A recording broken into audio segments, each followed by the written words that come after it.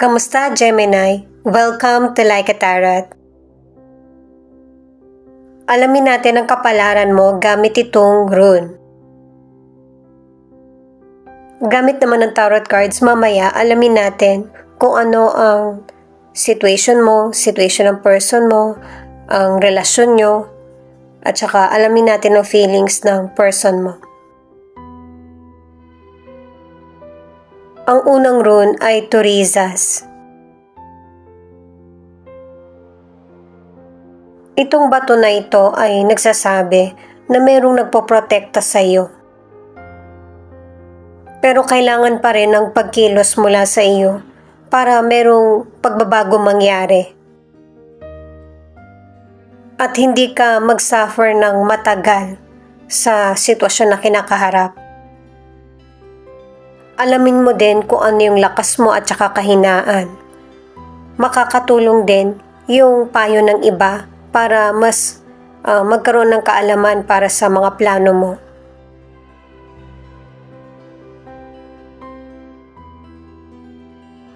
At itong Hagalas naman ang nagsasabi na meron ka talagang problemang kinakaharap. Nakakaalarma, misteryoso, or yung mga biglaang pangyayari. Kapag ka meron ng hindi tugma na sitwasyon sa iyo, i-let go mo ito at magsimula ng mas panibago. Doon ka mas may chance. Meron na kasi kailangan tapusin na sitwasyon sa buhay mo. Kailangan mong makasunod.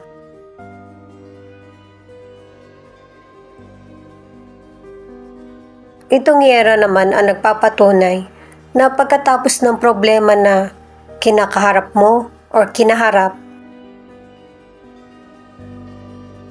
mas aayon na sa iyo yung kapalaran. Lalo na kung mabuti yung mga nagawa mo, good karma ang darating.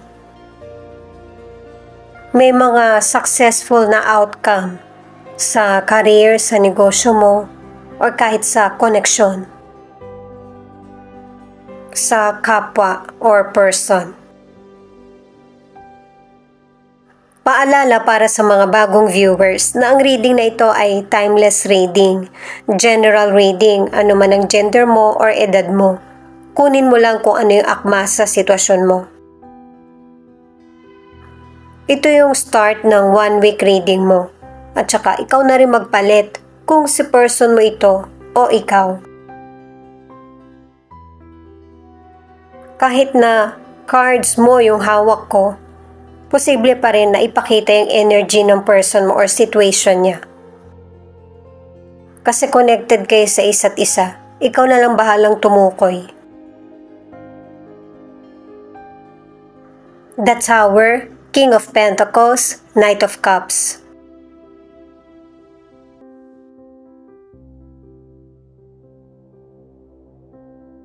May krisis talaga sa buhay mo na nahihirapan kang mapigilan or makontrol. Merong mga unbalanced na situation.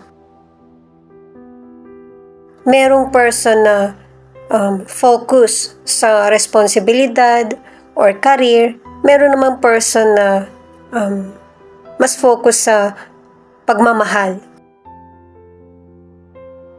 At hanggat maaari, huwag mong i-ignore kung ano yung kailangan sa koneksyon o relasyon o sa buhay mo. Para hindi mo ma-miss yung opportunity or hindi magbago yung isip or damdamin ng person. Sa career, merong person na walang trabaho at marami kang in-applyan, pero merong person na naging interesado sa iyo. Alam niyang qualified ka sa trabaho na ina-applyan mo, pero ikaw, patuloy ka pa rin sa pag-a-apply sa ibang lugar. Ang ilan sa inyo sa negosyo, nagbago yung estilo mo.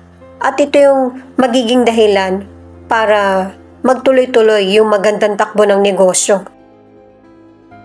Mas lalo ka na kasing nagiging confident sa mga ginagawa mo. Iwasan din na magkaroon ng agarang desisyon, huwag padala sa emosyon. Kasi pinapakita sa mga cards na may ilan sa relasyon na maayos nyo pa rin yung relationship nyo kung pareho kayong matututong makinig. Kasi kapag nauwi sa hiwalayan yung relasyon nyo, wala namang panalo sa inyong dalawa dahil pareho kayong masasaktan. Ang ilang single, merong bigla ang sitwasyon na magpapabago sa isip mo. Kasi merong potential person na darating sa buhay mo na magpapakilig sa iyo. Bukod sa may itsura siya, nasa katangian niya yung ideal partner na gusto mo.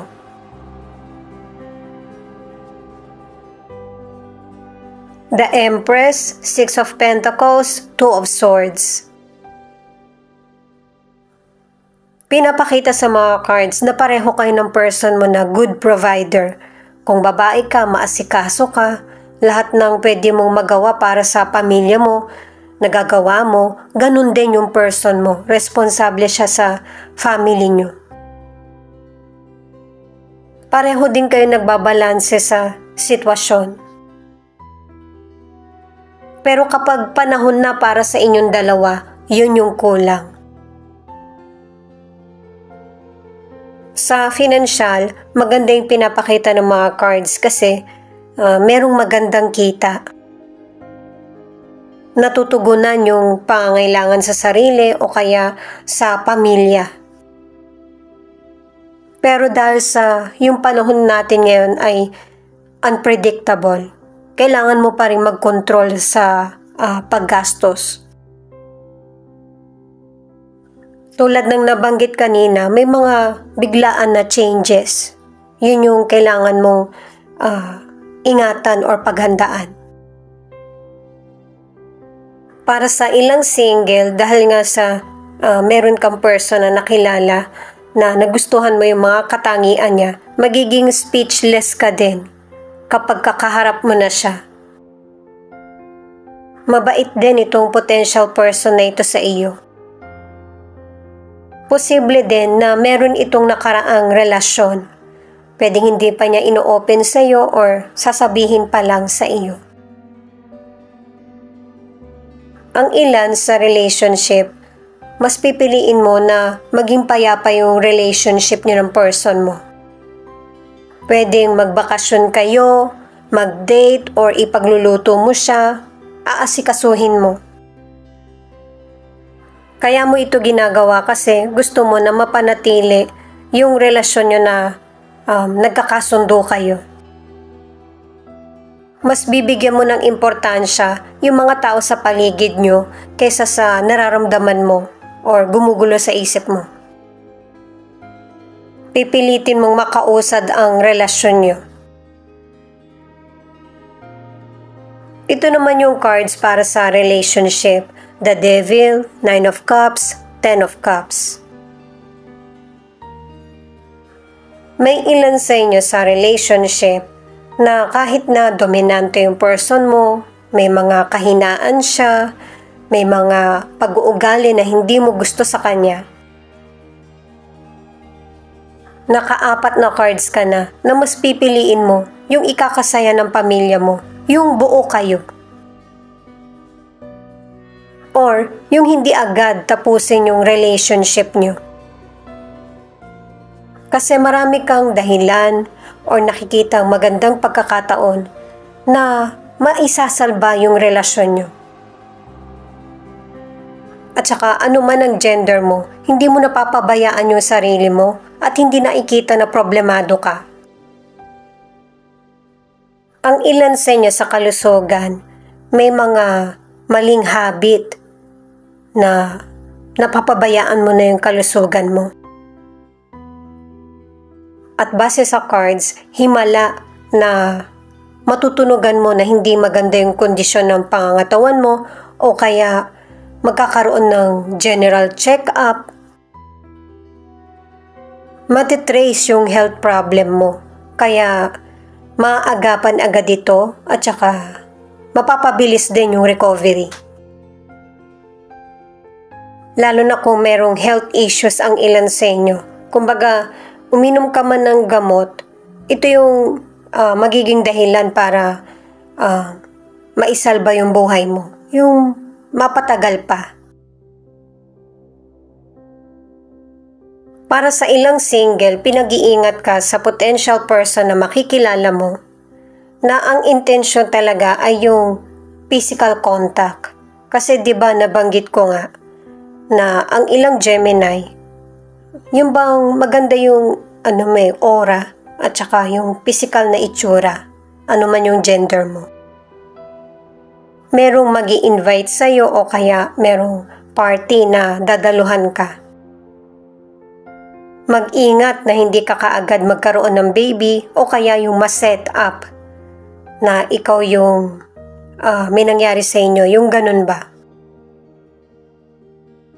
Kasi sinabi na sa mga cards na merong biglaang pagbabago. Ang ilan sa relationship, magkakasundo kayo muli ng person mo. Mas magkakaroon ng communication at saka magiging sweet kayo sa isa't isa. Kung noon walang label yung relasyon nyo, magkakaroon na. Ito naman yung cards para sa feelings ng person mo na pwede rin ipakita kung ano yung feelings mo.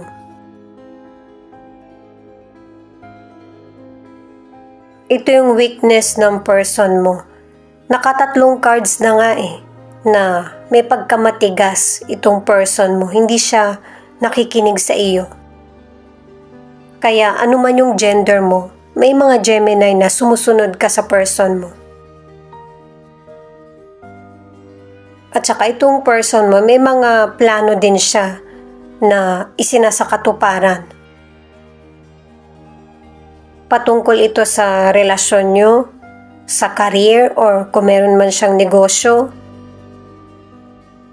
Masaya siya kasi umaayon sa kanya yung kapalaran. Inilalarawan ka ng person mo, ano man yung gender mo, na meron kang mabuting puso bukod sa maamo mong muka. Naka-4 na cards ka na dahil sa itsura mo, ano man yung gender mo, yun yung una niyang nagustuhan sa iyo. Kung tutuusin, swerte siya sa iyo kasi yun yung pinakita sa tarot cards. Pero itong person mo, may mga nagagawa siyang hindi nakakabuti sa relasyon nyo na umuulit lang. At saka malapit na yung panahon na magkakaroon ng clarity sa relationship nyo. Kasi itong next card ang nagsasabi na sasabihin niya sa iyo or kusa mong malalaman kung ano yung nangyayari sa person mo. Pero magaling siyang magpaliwanag. Makukuha niya ulit yung tiwala mo at saka pagbibigyan mo siya katulad ng sinabi sa mga tarot cards. Magkakaroon kayo ng pag-uusap, pwedeng tawagan ka niya or mag-message siya sa iyo. Pero ganun pa rin, sweet pa rin yung person mo sa iyo, na parang walang nangyayaring problem. Kasi ang gusto ng person mo ay yung magkaroon ng closure kung ano man yung mga bagay na dapat nyo nang tapusin.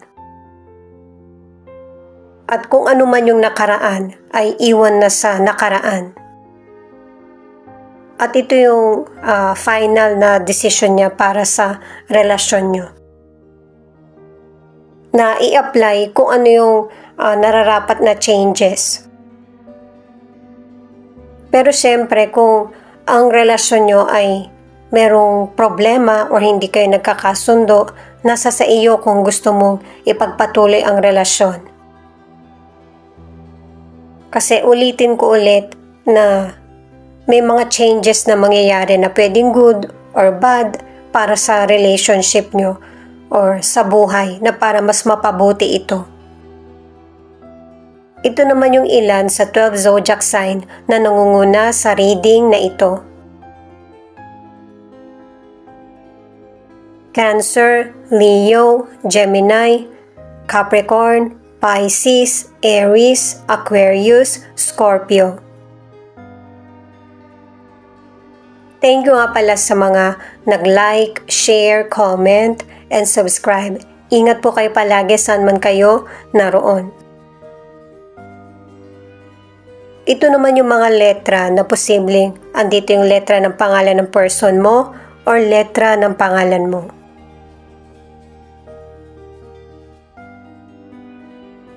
G, W, H, R, M, S,